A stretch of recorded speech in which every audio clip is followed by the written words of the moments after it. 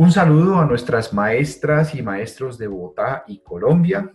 Les doy la bienvenida a este nuevo podcast del Instituto para la Investigación Educativa y el Desarrollo Pedagógico IDEP. Mi nombre es David Esteban Pineda y a partir de ahora abrimos este espacio para conversar, analizar y ver la educación actual desde la mirada de la investigación y la innovación educativa. Antes de empezar, quiero decirles que el pasado 17 de septiembre tuvimos nuestro seminario internacional Maestros y Maestras que Inspiran y tuvimos como invitado especial al maestro e ingeniero Luis Emiro Ramírez, quien nos compartió su proyecto educativo de agromática innovando para el campo, con el que enseña a sus estudiantes a utilizar la tecnología para resolver problemas cotidianos del campo. Él está ubicado en el departamento de Caquetá, y pues desde allí ha venido adelantando su proyecto y su experiencia pedagógica. Hoy queremos ampliar esta conversación sobre la ruralidad con el maestro Andrés Javier Bustos Ramírez. Andrés Javier, muy buenos días, ¿cómo estás? Muy buenos días, David. Buenos días a todos y a todas quienes nos escuchan hoy. Muchas gracias, Aliet, por esta invitación. Bueno, muchas gracias, Andrés. Para todos los que nos escuchan, el profesor Andrés Javier Bustos es licenciado en inglés. Además, es magíster en literatura y estudiante de doctorado en ciencias de la educación. Fue ganador de la beca FLTA de la Comisión Fulbright, así como del programa becario del Centro de Español de la Universidad de los Andes. Él es actual miembro de la red de maestras y maestros investigadores CHISUA y cofundador del Seminario Internacional Realidades y Desafíos de la Educación Rural en Latinoamérica. Y por último, pues es profesor de la Universidad Pedagógica Nacional, de la Corporación Universitaria Uniminuto y maestro rural de la Escuela El Curubital, allí en Sumapaz, en donde está desarrollando un proyecto que se llama la Biblioteca Escolar en la Zona Rural, un espacio para el aprendizaje, la construcción de memoria y la disminución de la injusticia social. Y más adelante hablaremos sobre este importante tema, sobre esta experiencia pedagógica que él ya tiene allí. Pero antes, profesor Andrés, quisiera hacerle la pregunta, pues que hoy todos queremos saber, ¿cómo es que se está educando en la ruralidad en medio de la pandemia, que por lo menos en la Bogotá urbana pues, nos ha aislado, ha puesto a los colegios a trabajar de manera virtual, se han cerrado las puertas para docentes, estudiantes y familias, pues porque nos ha puesto en el confinamiento. ¿Qué ha pasado allí en la localidad de Sumapaz, profesor Andrés?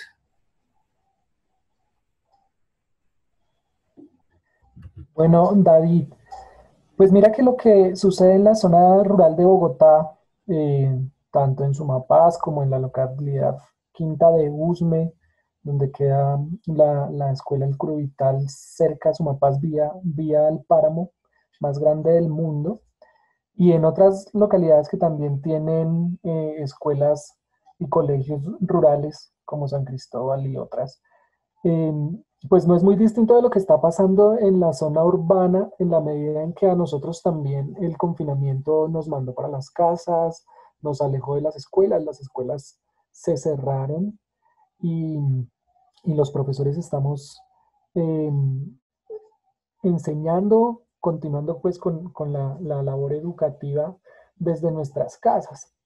Solamente que allí el problema es un poco más complejo en la medida en que, pues como todos lo sabemos, esta pandemia ha puesto de presente y nos ha hecho ver muy de frente esas desigualdades sociales que existen en nuestro país, como que este tema de la brecha social, la brecha digital también, que redunda pues en esta brecha social alarmante que tenemos, pues es muy profundo en las localidades rurales de Bogotá. Y eso que estamos hablando pues de la capital, habría que pensarse también cómo es esto de grave en los otros sectores de Colombia, los sectores más alejados de los centros urbanos.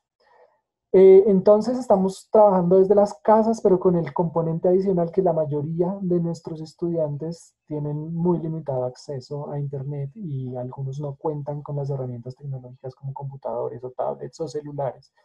o tienen algunos celulares que no pueden, por ejemplo, en los que no pueden, por ejemplo, descargar un PDF, se les dificulta el uso de la cámara en ocasiones.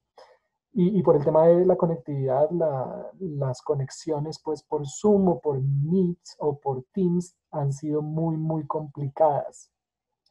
Entonces, pues a los profesores nos ha tocado, como este concepto de moda, reinventarnos, pensarnos unas formas diferentes para poder tener ese contacto con nuestros estudiantes y con nuestras estudiantes. Digamos que en ese sentido, la educación rural tiene también algo positivo y es esa cercanía entre la familia y la escuela. En las zonas rurales, tanto de Usme como de Sumapaz, las familias han ayudado a construir esas escuelas. De hecho, hay acuerdos en los que, por ejemplo, los trabajadores de las escuelas, como los celadores o las señoras o señores que nos ayudan en los servicios generales, son personas de la vereda y toda la población es muy, muy cercana a la escuela. Eso pues debido a muchas cosas, ¿no? Por ejemplo, a que la escuela es uno de los pocos, muy pocos representantes del Estado. Tal vez la escuela y los batallones militares sean los representantes del Estado en las zonas rurales. Entonces la gente se acerca mucho, mucho a la escuela. A veces la escuela es el salón comunal, a veces la escuela toma características de templo y en esa medida la gente es muy cercana a la escuela y el contacto con las familias pues no ha sido tan difícil en la medida en que podemos llamarnos vía telefónica, en la medida también en que la gente históricamente ha estado más cercana a la escuela y siente pues una acogida allí en la escuela y por eso también han podido, digamos, responder a esta crisis que nos propone la pandemia. Entonces, básicamente, particularmente, por ejemplo, en la escuela del Curo Vital, eh, hemos tratado de profundizar nuestro modelo pedagógico estableciendo lo que hemos llamado un taller unificado con todas las escuelas de la agrupación rural OACA. Hemos creado un taller unificado en el que cada materia le aporta o cada asignatura le aporta determinados, digamos, determinadas formas de acercarse a un conocimiento específico. Entonces planteamos un problema a partir de algunas preguntas y a partir de algunas lecturas y miramos la forma como cada materia, inglés, matemáticas, ciencias naturales, le puede aportar a la respuesta, a llegar a la respuesta de esa pregunta o al análisis de esa lectura. Entonces le hemos quitado un montón de trabajo a nuestros estudiantes porque no les mandamos 20 talleres, sino que les enviamos un taller. Y ese taller está tan bien pensado y tan bien articulado que le puede aportar, ya lo mencionaba antes, al conocimiento desde las distintas asignaturas. Eso ha sido muy, muy interesante porque si bien la pandemia nos ha puesto en grandes dificultades para romper esas diferencias en el acceso, esas dificultades, esas desigualdades en el acceso, también nos ha permitido pensarnos esas fortalezas de la escuela rural. Hemos trabajado mucho con el tema del campo, como se ha hecho históricamente en la escuela rural, pero en la pandemia las familias, por ejemplo, se han visto eh, pues en el reto de seguir el crecimiento de una planta, sembrarla desde el comienzo de la pandemia, por ejemplo, y analizar ese proceso del crecimiento, del desarrollo de la planta, sus partes en inglés, por ejemplo, operaciones matemáticas a partir de todo este proceso, cuánta agua, con qué frecuencia. Entonces, nos ha permitido también unas exploraciones pedagógicas muy importantes eh, que deberían hacerse aún sin la pandemia, que seguramente también se han hecho en algunos espacios aún sin la pandemia, pero que han sido la forma de enfrentar esta circunstancia tan coyuntural en la que nos puso pues la vida, ¿no?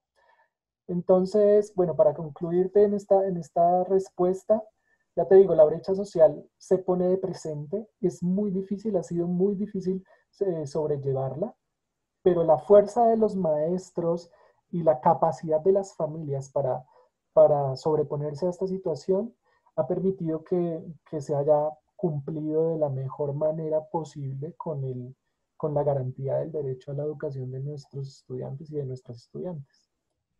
Claro que sí, profe, pues reveladoras finalmente esas palabras que usted nos dice. Pues porque usted, como muchos y muchas maestras que están trabajando en estas zonas rurales o que trabajan con la población escolar que vive en las zonas rurales de la ciudad, pues evidentemente pueden ver esto de una manera más clara. Profe Andrés, usted tiene un proyecto de una biblioteca escolar rural con la que usted pues quiere trabajar con sus estudiantes la construcción de memoria y la disminución de la injusticia social. Y usted me comentaba que se han de alguna manera como visto de una manera más clara esos temas de las inequidades y las diferencias que hay allí también en la ruralidad. ¿Cómo ha hecho usted para trabajar ese proyecto, esa experiencia pedagógica que usted tiene para favorecer la interculturalidad, la integración entre sus estudiantes y qué ha ocurrido, digamos, qué ocurrió antes de la pandemia y qué está ocurriendo hoy en este momento con ese proyecto que usted tiene puntualmente, profe? Mira, la Biblioteca Escolar Gabriel García Márquez nace más o menos hace unos 3 años. Es un proceso que es muy joven, que apenas comienza, y que poco a poco hemos ido tratando de llenar de contenido. Teníamos un salón, una bodega prácticamente vacía antes, hace varios años, hace bastantes años, cuando estaba aplicándose pues la metodología de la escuela nueva en las zonas rurales en Colombia. Ese salón era el salón múltiple, donde los estudiantes de distintos grados iban a tomar clases con un solo profesor.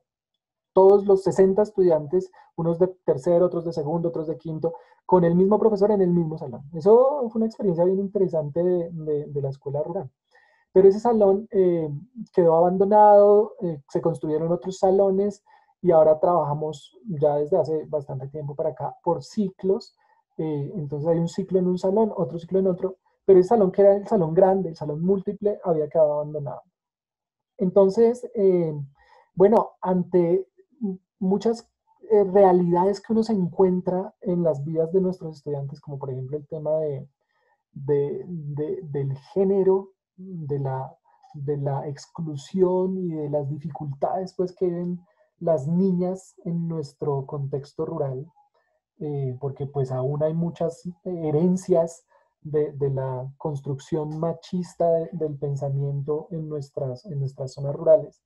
Y ante diversos temas, por ejemplo, en términos raciales, en términos de clase, ante la comprensión de la existencia de esas realidades pues, en las familias y en la comunidad, pues nosotros decimos, tenemos que responder también de ciertas formas a estas necesidades que se presentan en la escuela y nos damos a la tarea de pensarnos un lugar en el que saliéramos pues de la cotidianidad del salón tradicional y pudiéramos problematizar a partir de muchas estrategias, por ejemplo, con el uso del arte y procesos lectores, pues que pudiéramos problematizar esas realidades. Entonces pensamos en la construcción de una biblioteca, la alteración del espacio escolar como una herramienta para repensarse la escuela.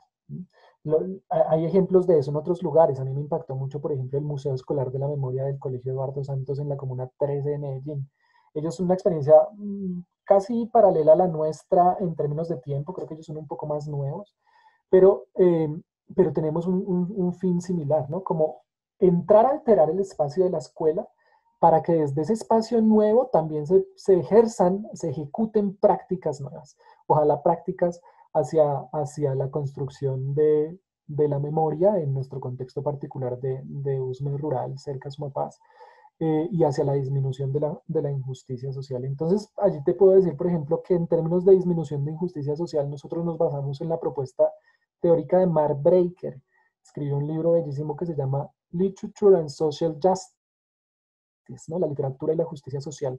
¿Cómo es capaz la lectura de textos literarios de llevar al sujeto a repensarse sus propias percepciones de la vida y de la realidad, y a partir de ellas, cómo el sujeto mismo empieza a cambiar su forma de actuar en la realidad? Uno no puede pedirle a un sujeto que comprende la realidad de determinada manera que actúe de otra. Nosotros siempre actuamos consecuentemente con la forma como comprendemos la realidad. Esto tiene que ver mucho con los procesos de metacognición que son tan importantes en el ámbito escolar y que vale la pena pues estudiar mucho. Entonces nos ponemos a la tarea de desarrollar unos procesos lectores que tengan que ver con esas posibilidades de alterar las formas de ver la realidad del sujeto.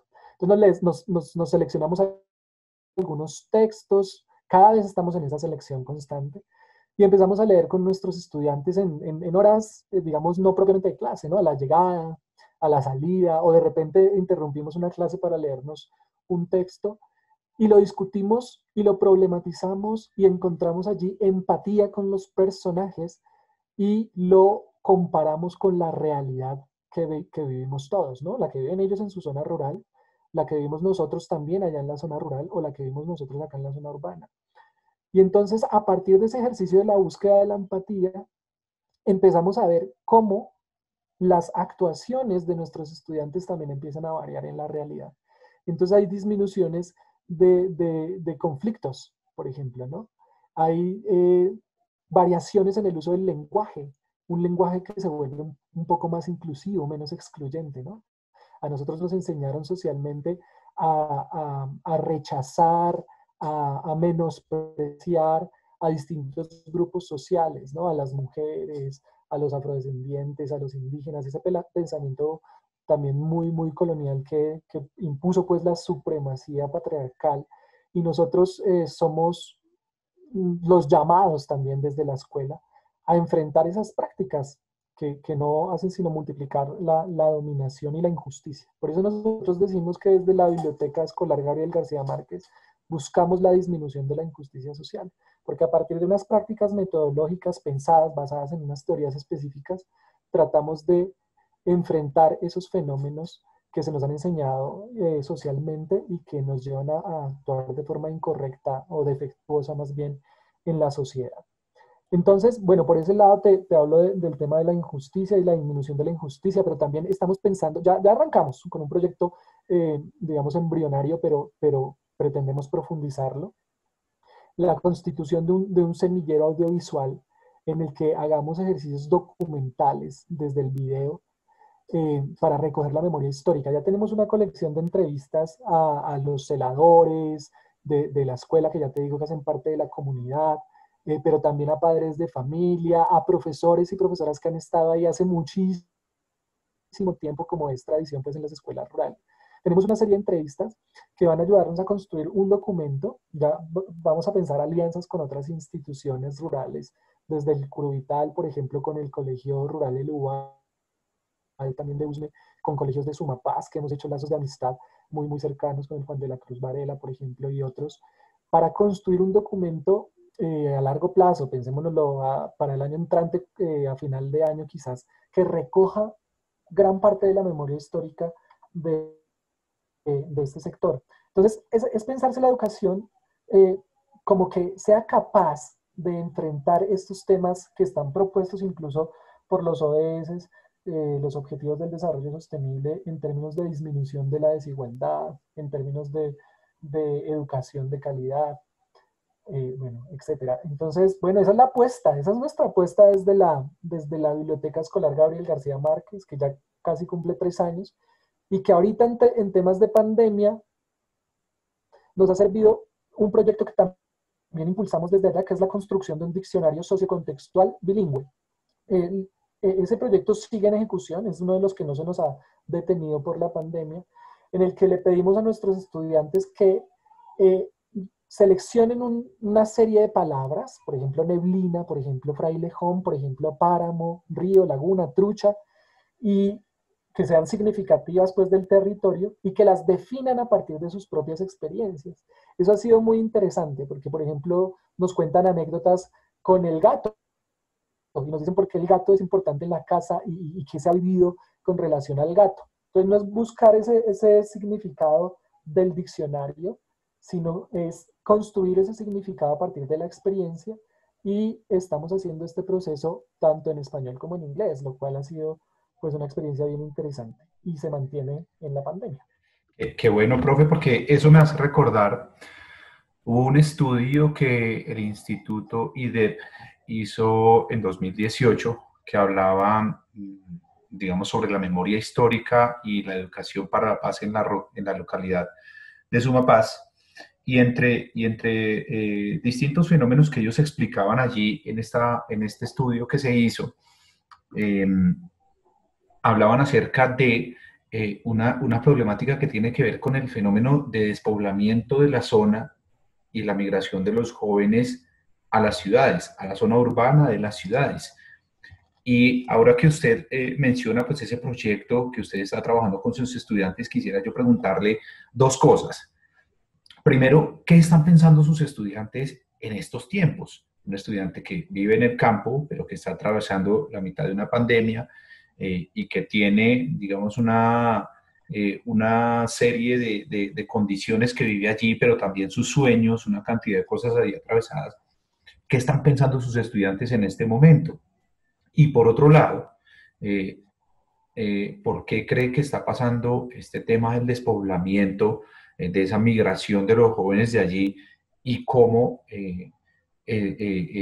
o qué posibilidades usted ve en la educación rural para que ese fenómeno, digamos, se revierta de alguna manera? Eh, bueno, voy a empezar por la segunda parte. Mira que ese estudio del que tú hablas del IDEP abordó tres temas particulares, o más bien logró concluir que habían tres problemáticas particulares en la educación rural en Bogotá, particularmente en Sumapaz, porque ese estudio fue desarrollado desde el Juan de la Cruz Varela y otros colegios grandes allá de Sumapaz. Y esos tres temas gruesos eran el tema de la inclusión, de la calidad de la educación y de la convivencia. Esas eran las problemáticas que más aparecían allí como relevantes. En temas de inclusión, por ejemplo, hay un problema muy grave, que es el tema del transporte. Ese problema pareciera que cada vez es menos grave, pero no es tan así. ¿Por qué se creería que es menos grave? Pues porque ahora hay una serie de rutas escolares que llevan a los estudiantes hasta la escuela, que los recogen por las veredas y asimismo los llevan hasta su casa en las horas de la tarde.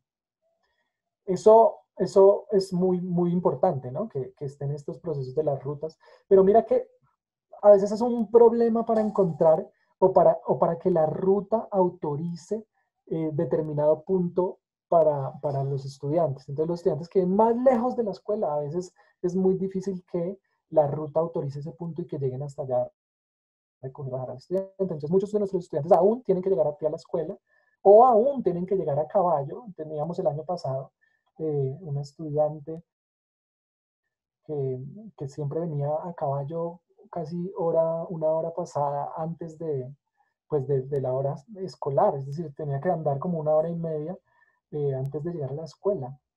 Y así le pasa a varios, a veces es muy difícil lograr ese tema del transporte, aunque ya hay unas rutas asignadas, esos problemas de cierta manera se mantienen. También hay cosas importantes que han pasado, digamos que las escuelas se han reforzado estructuralmente, pero a veces el mantenimiento para esas cosas que se crean, por ejemplo, cultivos, digamos, cubiertas para sembrar allí, esas cubiertas se van dañando y luego es muy difícil que se haga ese mantenimiento. Entonces, en temas de inclusión, pues a veces todavía se mantienen esas dificultades, ¿no? Si bien se ha mejorado, se mantienen esas dificultades. También el tema de inclusión habría que problematizarlo más y pensarse, por ejemplo, como siempre el campesino es pensado como el pobre, como el que no sabe, como el que no conoce. Incluso la educación rural también es pensada, estigmatizada como la educación de baja calidad. Y entonces no se piensa usualmente la educación desde el saber propio de la comunidad, como esas discusiones del saber se dan al interior de la escuela, como la escuela se vuelve un eje fundamental para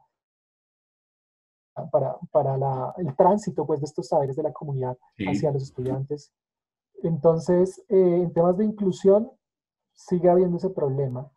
En términos de formación docente, todavía no hay unos lugares que se encarguen de la formación docente, para la calidad educativa, de la formación docente para la zona rural. Ese era uno de los problemas que arrojaba nuestro seminario internacional. Muchos profes dicen que no hay digamos, eh, áreas del saber que se encarguen concretamente de estudiar la educación en la zona rural y la formación del docente para la zona rural, ¿no? Unas facultades pues que se encarguen de eso en las universidades. Entonces ese tema sigue siendo complejo, la formación o la creación de un currículo específico que tenga que ver con el saber campesino, que rescate y que dialogue con el saber campesino, eso todavía no se ha podido hacer una realidad. Hay profesores que se la juegan y alteran, o más bien tienen ese currículo flexible y son capaces de incluir allí cosas, pero digamos que no hay concretamente un currículo que, que no se ha visto desde los ojos de las zonas urbanas, sino visto desde la ruralidad. Eso todavía no pasa y hay una necesidad de que eso pase. Y en términos de convivencia, pues hay cosas muy importantes, yo ya las mencionaba ahorita como el tema de la escuela y la familia, pero por ejemplo el tema de por desplazamiento, por las violencias también que se suceden en las ciudades, allá a la zona urbana, a la zona rural ha llegado una población que trae muchas cosas de la violencia, del consumo de drogas y de la inseguridad que llegan a la zona rural, ¿no? Eso no era tan evidente antes, ahora empieza a ser un poco más evidente. Entonces tú me preguntas, ¿por qué los estudiantes se quieren ir de la zona rural? Bueno, pasan todas estas cosas que acabo de mencionar, ¿no? También hay que mencionarlo, hay un gran olvido, aunque han mejorado cosas, ya te digo, ¿no? La infraestructura, han llegado computadores a la escuela, hay conexión a internet, que a veces no es la mejor, pero hay conexión a internet en la escuela, no en las casas de los, de los campesinos. Pero, pero el olvido estatal sigue presente, ¿no? Como que se puede hacer algo allá y luego lo dejan olvidado, no hay un mantenimiento, no hay unos procesos fuertes que se sienta, que tenga un impacto pues en la comunidad y muchas veces esos procesos recaen en los hombros de los maestros y las maestras que tienen que pensar en cuidar, por ejemplo, las gallinas o en los celadores de las escuelas. Entonces, hay un proyecto para poner un gallinero súper, muy importante, pero después se olvida y tiene que ser la escuela misma la que lo haga sostenible, lo cual es importante y está bien que suceda, pero que no quede en el olvido pues institucional. Entonces, esas son algunas de las razones. Tampoco hay muchas posibilidades de empleo, ¿no? La realidad estructural nuestra es muy complicada y la escuela no es suficiente para enfrentar esos problemas estructurales como la desigualdad, como la pobreza, como la falta de acceso. Nosotros desde la escuela hacemos todo lo que podemos, damos lo mejor de nosotros y nos la pensamos para tratar de solventar esas dificultades que se presentan en la sociedad, pero a veces no somos capaces, ¿no? Entonces, sí hay un deseo de nuestros estudiantes por venir a la ciudad, también porque hay muy pocas oportunidades para el empleo, para salir adelante, para pensar en una movilidad social, ¿no? Que los saque de la pobreza, porque hay muchos de nuestros estudiantes que están en condiciones de pobreza. Yo creería que Eh, esas serían algunas de las razones. sí, bueno, eso me hace recordar que en nuestro seminario internacional, el profesor Luis Emiro nos hablaba acerca de su proyecto de agromática, con el que pues él logró, digamos, hacer una articulación muy bonita entre ese proyecto pedagógico que él tiene y la realidad que viven los estudiantes, la cotidianidad que tienen todos los días.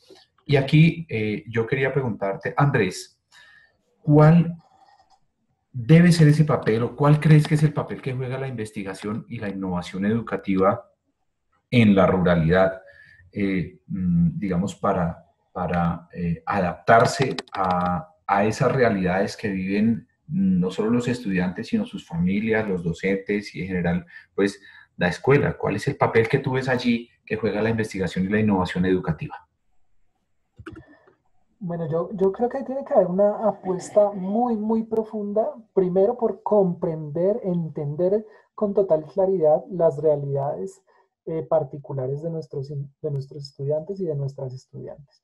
Entender, por ejemplo, que no existe una sola ruralidad, como no existe tampoco una sola educación. Hay diversas educaciones y deberían ser pensadas para diversos contextos, ¿no? Para el contexto rural, por ejemplo, y para el contexto rural de Sumapaz y de Usme, o para el contexto rural diferente del Valle del Cauca o de Boyacá. Entonces, lo primero es que la investigación tiene que llevarnos a comprender esas particularidades contextuales de las ruralidades en nuestro país, ¿no? Y una vez entendido eso, creo que hay unos objetivos fundamentales. Yo ahorita mencionaba un poco el tema de los objetivos de desarrollo sostenible. Nosotros tenemos que jugárnosla por disminuir la desigualdad, por cerrar la brecha social que existe en el mundo, ¿sí? Por aportar para la disminución de la pobreza. Y eso, allí la escuela juega un papel fundamental. Por ejemplo, en términos de desarrollo sostenible, ¿cómo es que la escuela eh, tiene que pensarse unos proyectos para que en la particularidad del contexto rural se puedan ejecutar proyectos que lleven al desarrollo sostenible, a la soberanía alimentaria? ¿Sí? Eh, Nosotros diríamos, pero los campesinos saben sembrar. Sí, pero la siembra hoy en día es un tema muy, muy complejo con todo esto que se vivió en Colombia hace un tiempo y que denunció Victoria Solano con el tema de la privatización de las semillas.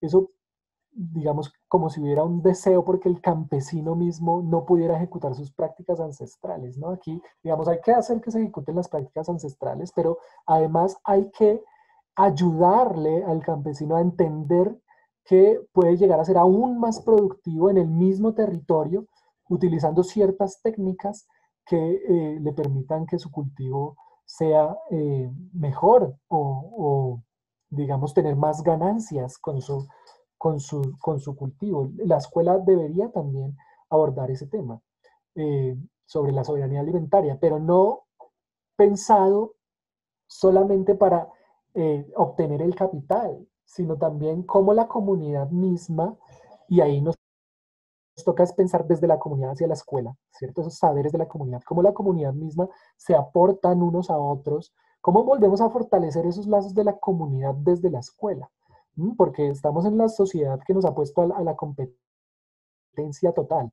y entonces los problemas entre un vecino y el otro vecino cuando antes cultivaban juntos y se compartía el cultivo de determinado producto o se intercambiaba por otro producto. ¿Cómo hacemos para que esas prácticas también ancestrales, campesinas, que nos antecedieron vuelvan a existir y no que respondamos a estas prácticas de las dinámicas del mercado en las que competimos a ver cómo hacemos para que el otro no le vaya tan bien y a mí sí me vaya bien?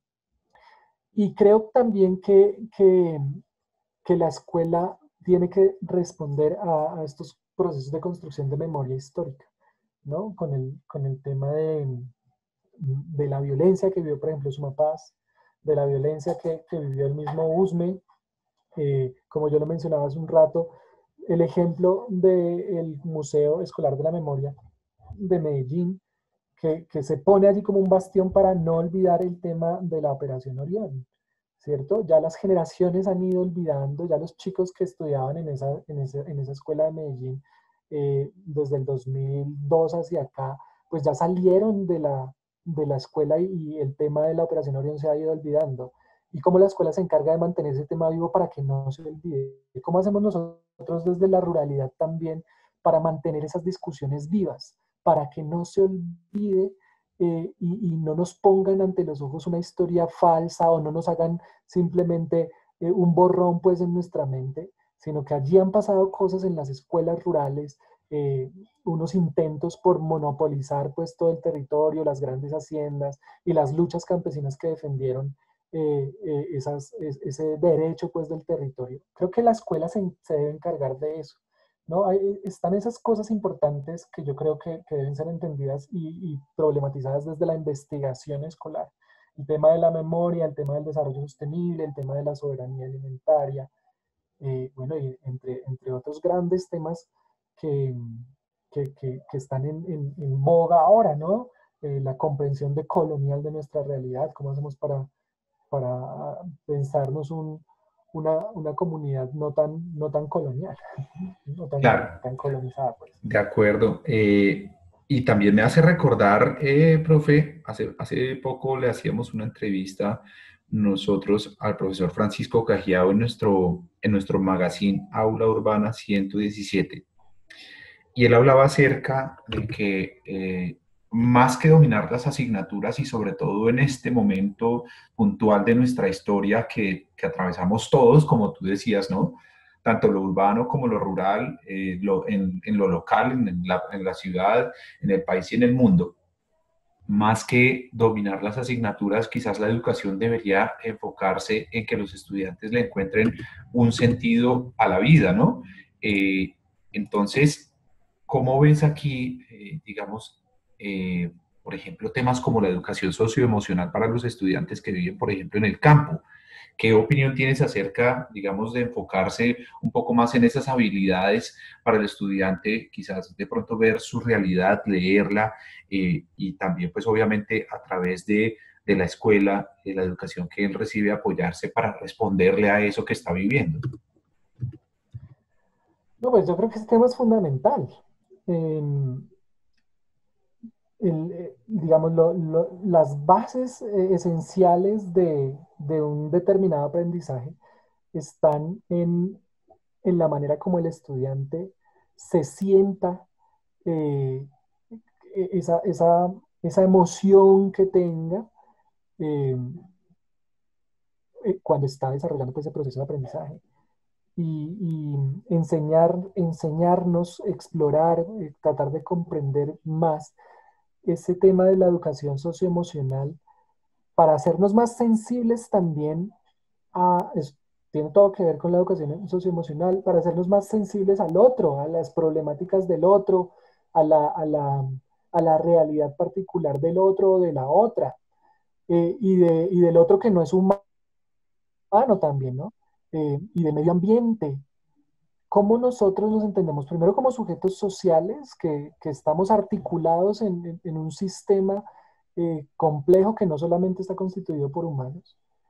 Eh, ¿Cómo nos entendemos de esa manera social y entendemos la necesidad de actuar de determinadas formas en ese contexto particular?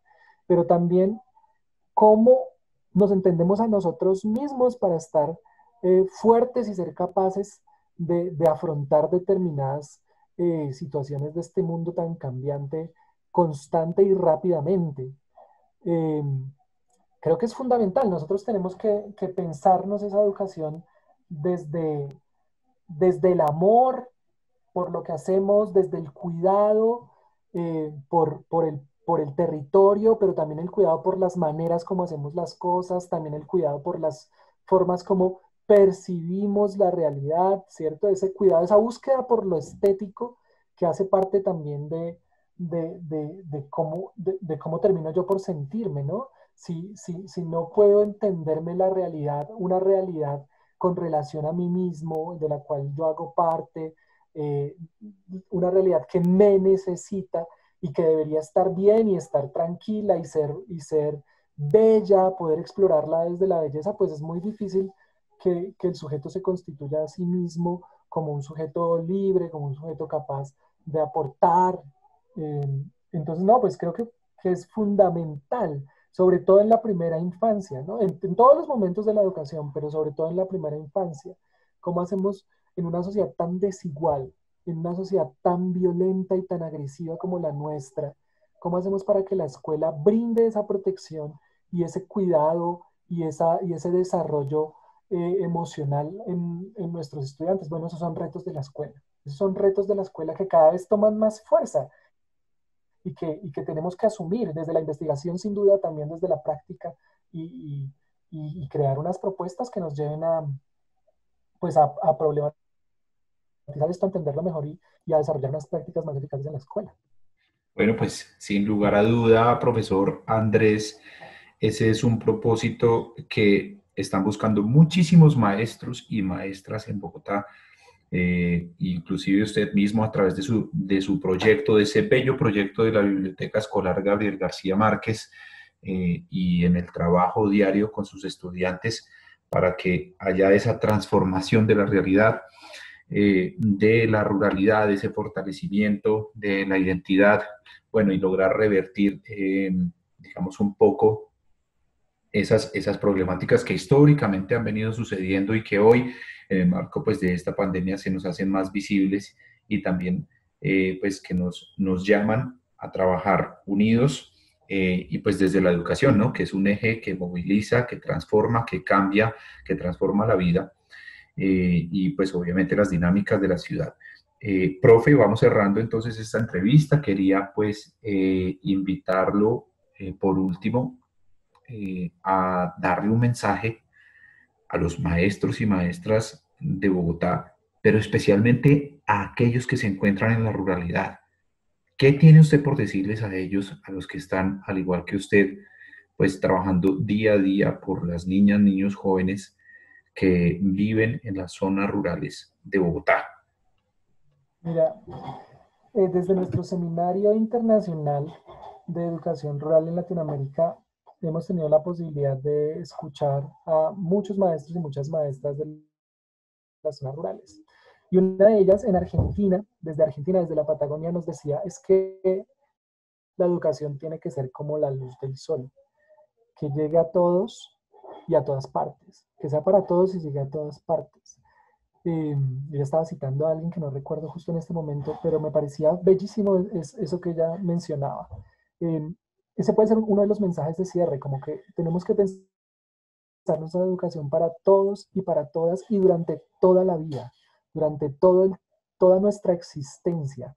Nunca dejamos de aprender. Acá se pensó la educación solamente para unos primero, luego para unas determinadas edades, y no, la educación tiene que ser para todos y para todas durante todos los momentos de la vida.